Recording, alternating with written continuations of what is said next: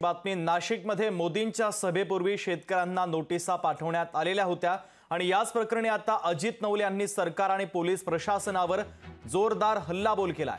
कांदा उत्पादकांवरील दडपशाहीचा निषेध असल्याचं शेतकरी नेते अजित नवले यांनी म्हटलंय। नोटिसा पाठवणं, शेतकऱ्यांवर नजर ठेवणं निषेधार्ह असल्याचं देखील नवलेंनी म्हटलंय।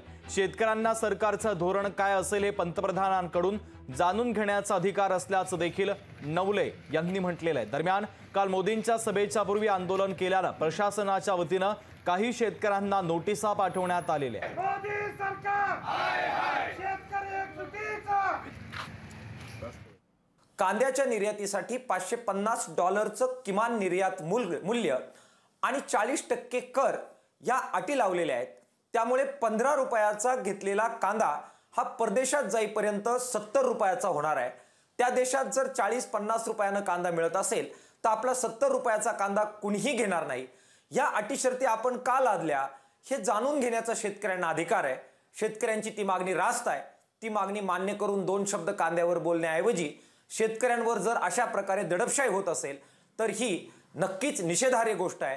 किसान सभेच्या वतीनं या गोष्टीचा मी अत्यंत कडव्या शब्दामध्ये निषेध करतो। प्रसिद्धीसाठी कुठेतरी पंतप्रधानांना प्रश्न विचारणार म्हणून तुम्ही प्रसिद्धीसाठी पुढे येत असाल तर पब्लिक सब जानती है, शेतकऱ्यांना सगळं माहिती आहे।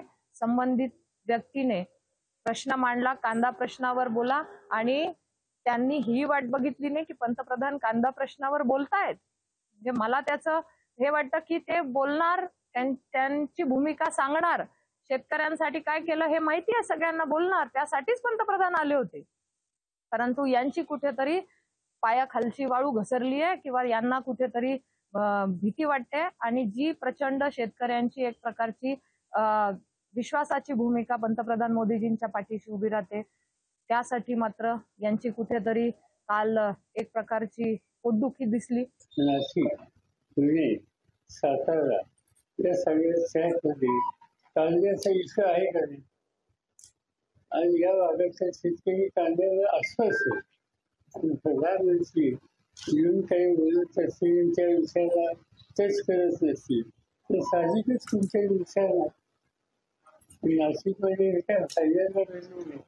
मला असंच आहे की नाशिकमध्ये राजकीय नेत्यांच्या सभेत लोकांनी कांदे फेकले याच नाशिकमध्ये, त्यावर लोक तिथे जागरूक आहेत आणि त्यांचा इश्यू जे। दरम्यान या संदर्भात देवेंद्र फडणवीस आणि पंकजा मुंडे यांची प्रतिक्रिया नेमकी काय आहे पाहूयात। शेतकऱ्यांकरता शेतकरी सन्मान निधी असेल, नॅनो युरिया असेल, शेतमालावर प्रक्रियेचे उद्योग असतील, मोठ्या प्रमाणात मोदीजींनी दिले आणि कांद्यासारखा प्रश्न निर्माण झाल्यानंतर त्याच्यावर परमनंट सोल्युशन काढण्याकरता आता त्या ठिकाणी मोदीजींच्या नेतृत्वात आम्ही प्रयत्न सुरू केलाय।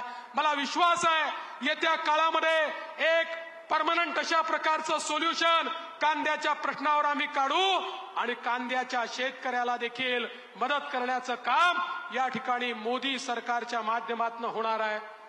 कांद्याच्या शेतकऱ्यांचा विषय आहे गंभीर आहे, सोयाबीनचा आमच्याकडे विषय गंभीर आहे। शेतकऱ्यांच्या या विषयावर कायमस्वरूपी मार्ग काढण्याची गरज आहे।